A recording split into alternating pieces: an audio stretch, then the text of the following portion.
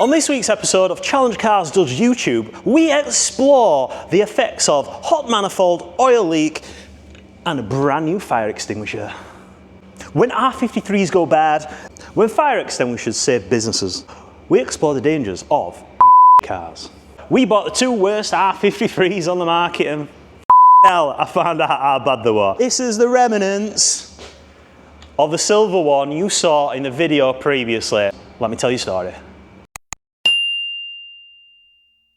The last time we saw this car, I was going through it and absolutely obliterated it. And this was the better one. It got 130k on. So I've had engine out of this, we'll have exhaust off it. It's got Harman Kardon, so I'll rub Harman Kardon bits and send that off to scrapper. But the silver one used to be here, right? And this patch here. So I decided to clear that bit out of the workshop and actually get someone in just to break cars for me because I go through that many cars and that many parts. But by the time I'd started it up from here, right, and it's like 10 seconds to get it to here, it bloody set on fire.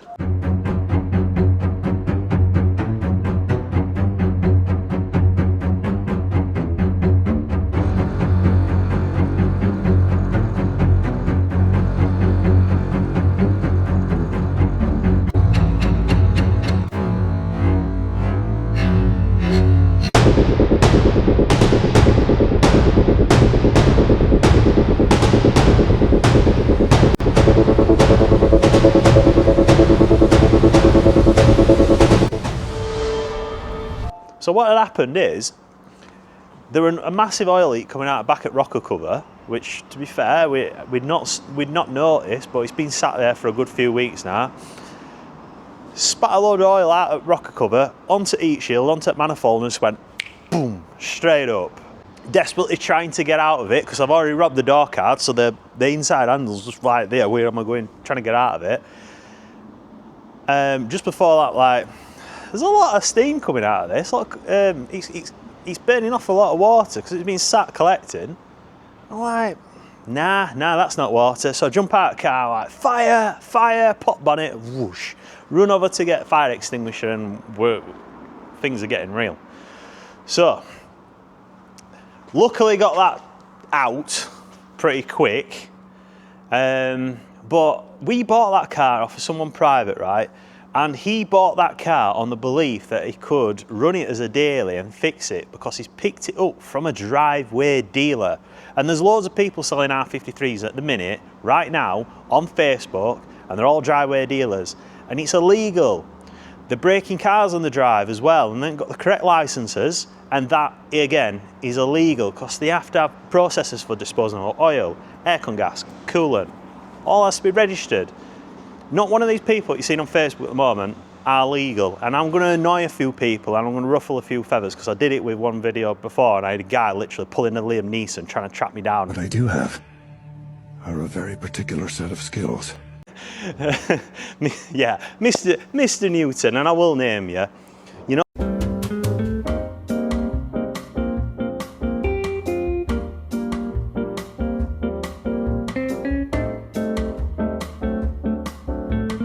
Taxman will be coming after you.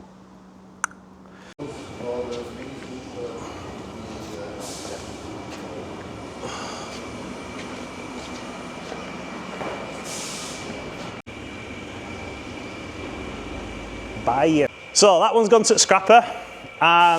It has not got one part what's worth using on it, so I don't want it to go to any breakers because it'll find its way onto your car probably, and then you'll be having to replace it anyway and it'll probably break down because there's nothing on that car what is roadworthy, as daft as it sounds.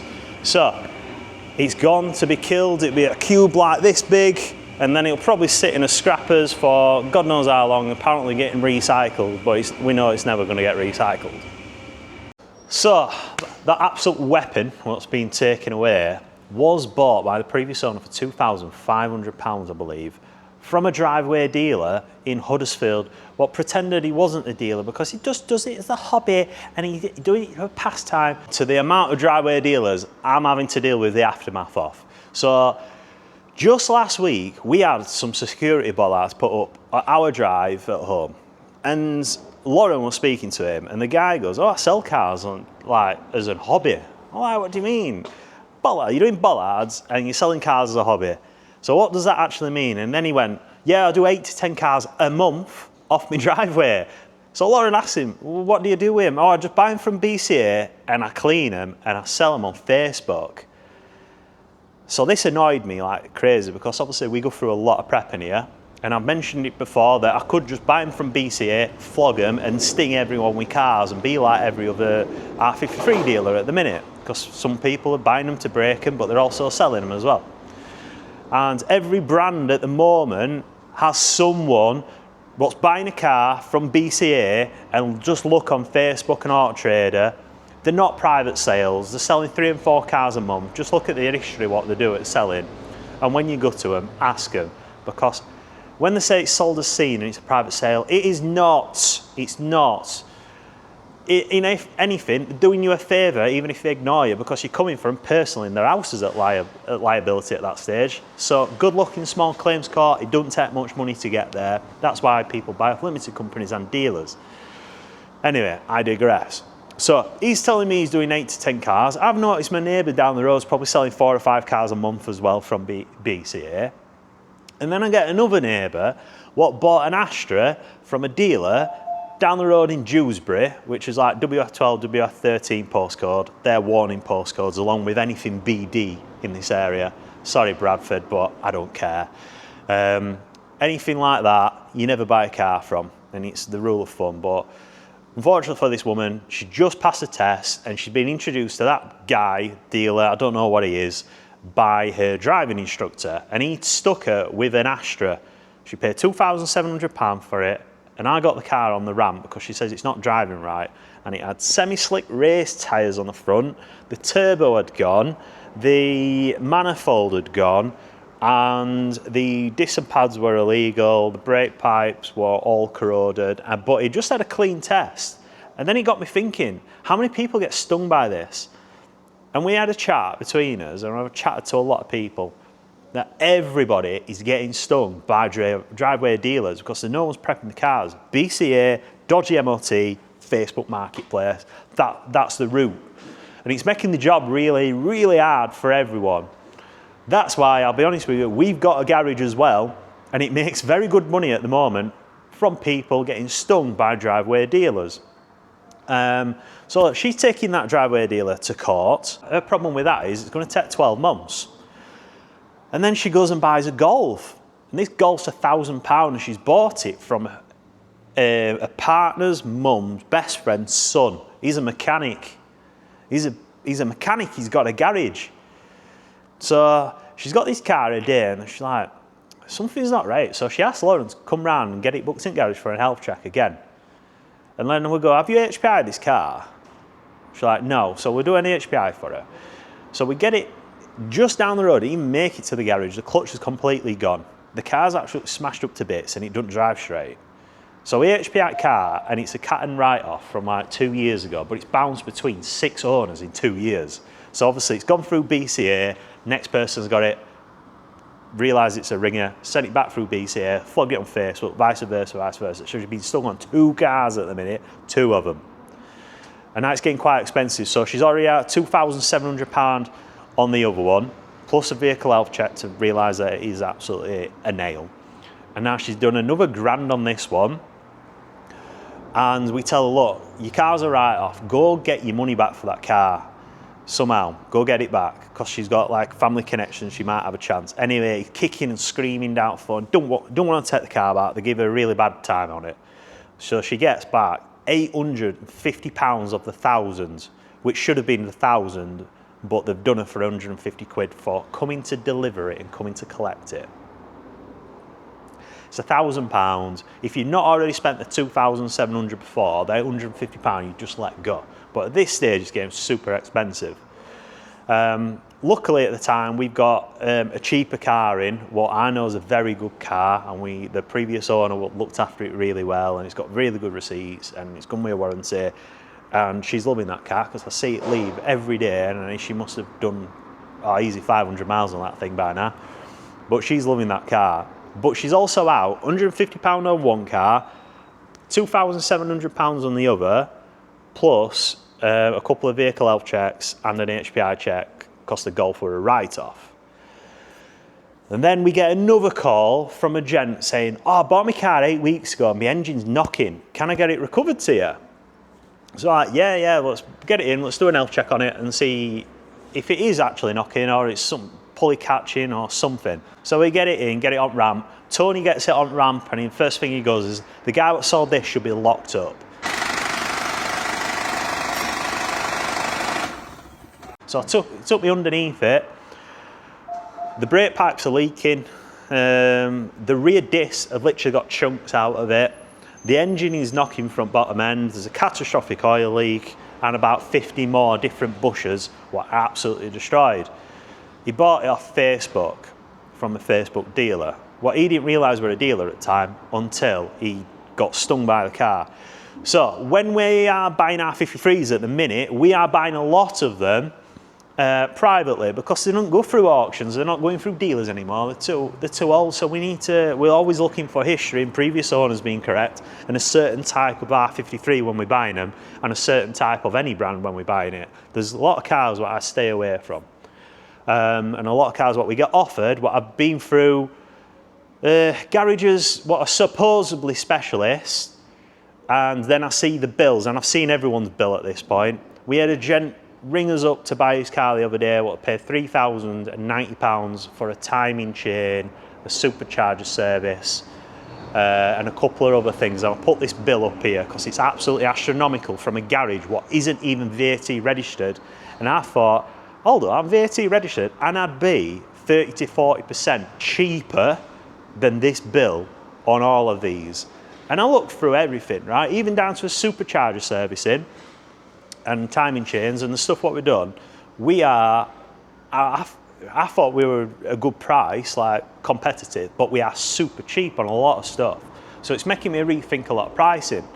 However, this garage are charging 3 times for his sump doing and twice for his coolant bleeding on this invoice. And nothing adds up. And he bought this car and then he's going to spend £5,000 fixing the car. And unfortunately, I think the car, I'd buy it in for what, I wouldn't even do 3.5 because I've got to consider transporting there to sell it at what, 5.5 plus whatever prep I do inside of that. So it's kind of not worth it. I've got a feeling he's already spent 5.5 buying it in first place. So he's probably 10 grand into his car. And I get these conversations a lot at the moment, and they're hard conversations because you're doing 20-year-old cars and you're buying it from dealers what realistically are not prepping the cars, but the driveway dealers. Now I realise I've waffled on a lot about that point, but it brings on to something what needs to be picked up by someone. So if you sell car finance, the FCA heavily regulate everything, right? But no one's regulating car auctions, because at one stage, to get through a car auction at COVID, you had to have a trader's license. You had to have an insurance policy saying you were a trader. Now it's open for everyone. Buying cars from BCA auctions and other car auctions, and then taking them home, giving them a clean, and then that weekend, the day after, they are literally on Facebook for sale for you guys to buy and for you guys to do all the fixes on. And if they manage to get an MOT on it, I can guarantee half of the time it's a dodgy test, because I'm sick of seeing dodgy tests. I've reported 20 garages this year to Vosa, 20 of them, because they're stinging my customers like crazy on a lot of stuff. The guy what's just bought that car 8 weeks ago, the Vauxhall, it had a test 8 weeks ago. The brake pipes must have had 10 years worth of wear on. They've never been touched. Nothing's been touched on that car. I don't understand how these cars are getting through tests. And I'm aware that Vosa is getting really strict on stuff, but they're not strict enough because there's still a lot of dodgy tests going on. But there needs to be some kind of regulation on car auctions. No one should be able to buy a car. It's in an auction from a dealer. There's a trade sale half at the time. So why is the public being able to buy that car? Right, how to spot a driveway dealer. So imagine you found a car on Facebook, you rang him up, you're going to see it, he's gonna go, it's sold as seen. There is no such thing as sold as seen. It does not exist. There's a Consumer Rights Act, as if I've sold you a car as a consumer, but in this case, on a private one, it doesn't occur because you're not a dealer. So it goes to the Sale of Goods Act. And the Sale of Goods Act is essentially if the car is misdescribed and misrepresented. So if that car, like my neighbour, eats a cat N and the guy's not told you about it, then you are entitled to a full refund. You're entitled to take them to court if you need. Now, you might not think this, but there is no such thing as sold as seen. And that is important. Because, like, if we look at that car that's just gone out there, that were never near, it wasn't roadworthy, it wasn't sweet as a nut, it wasn't perfect, runs mint, mate, all utter right? A lot of it, and I'm sick of it. The neighbour gets stung by a driveway dealer twice. Not even passed a test yet because driving instructor stuck her into a car. Anything with a BD postcode, don't touch it. There's never such thing as a private sale in Bradford. Chances are it's a ringer. And I'm never apologising for that. So if you're from Bradford, just take it on chin because that's the reputation you've got. So we'll go back to that car with consumer rights, right? If there's someone what says they're doing this as a hobby, it's not a hobby. There is no such thing as flipping cars for a hobby. Because at the end of the day, it's still a business. If you're earning profit off it, it's not a hobby, it's a business. You're making money. So when you go to buy a car, predominantly off Facebook Marketplace, the unregulated side of the motor trade at the minute is where everyone's acting in the grey area. Even the guy what put in a bollard for my driveway is selling 8 cars a month off his driveway, and all he does is buy them from BCA and flog them. So where's the line between distinguishing a dealer and a private seller? A private seller, in my eyes, the logbook's in your name, you've had it more than just a month, and you've actually had that car. Garages at the minute as well. Make sure if you put your car into a garage, they're a limited company because they're going to take some liability then. And they've probably got the correct insurances. Second to that the VAT registered. I know of a dealership at the minute, because I had a gent ring me up to try and buy his car off me to buy his car in. And he rang a dealer down south, which I thought were a bigger setup than they actually are. He ain't VAT registered, he's been flogging cars for years, so I know for a fact that he's turning over more than 85k. And you're a garage, and you're booked out on your Facebook every day, and it don't take much to get to 85 grand turnover. His invoice for a timing chain and a supercharger service and a coolant bleed and flush, which is part of a supercharger service anyway, were 3,090 quid. On top of the 2 grand he just spent correcting some works he had done at the same place. And he bought the car from a big place, because I always thought these were much bigger than they are because they've been going for a long time. Got like 20,000 followers on it, just on Instagram. Bloody nuts. Anyway, probably bought that car for 5 grand and he's literally spent another 5 grand rectifying it. There is no such thing as a hobbyist dealer. If you're buying a car on Facebook, do yourself a favour, HPI the thing in first place, because even if it's a write-off and you've not been told about it and the thing goes, oh, it's sold as seen, mate, or it's advertised, runs mint, pal, this, absolute sweet as a nut. Yeah, you might not be able to get much off your Consumer Rights Act. However, there's a Sale of Goods Act 1979 and that car should be as described. So if that guy's saying it's sweet as a nut and it's not sweet as a nut, sweet as a nut, love. It's a nail. You get your money back, take him to small claims court, guaranteed win. Most people don't realise that because on Facebook at the minute there's a bit of a pandemic where everyone's buying cars from BCA, flinging them through no prep, valeting them, flogging them on Facebook. Every other car on Facebook at the minute is from driveway dealer. Bradford, Birmingham, Leicester. Nah, never. My point is on this one, if you are going to buy a car on Facebook Marketplace, do a little bit of due diligence. Don't take everyone for the words, because most people are flogging 5 and 6 cars off the drive and they're doing actual dealers over. I'm all right, I've got the garage. I'll diagnose your car, I'll take all the work from it. However, you're going to get stung with a bill. You've just bought a car. I've just had one over there. Last week, I had to get a car recovered, bottom end knocking, and the rest of it went absolute death trap. I've never seen anything like it. I don't know who's testing these cars, but there must be these ghost tests what people are talking about, because they're not having tests, they can't be, won't pass. These garages, a lot of garages pretending that they're much bigger and actually set up legit when they're not. The invoice what I showed earlier of a customer offered me their car for £3,090 the invoice was for £1,500 worth of actual work, and then he spent £2 before. Here's another invoice from a garage what's pretending to be a limited company, what's actually dissolved in Scunthorpe, and the website last month said that they sold coffee beans. Coffee beans. Here's an invoice and it's massively inflated, it's really expensive.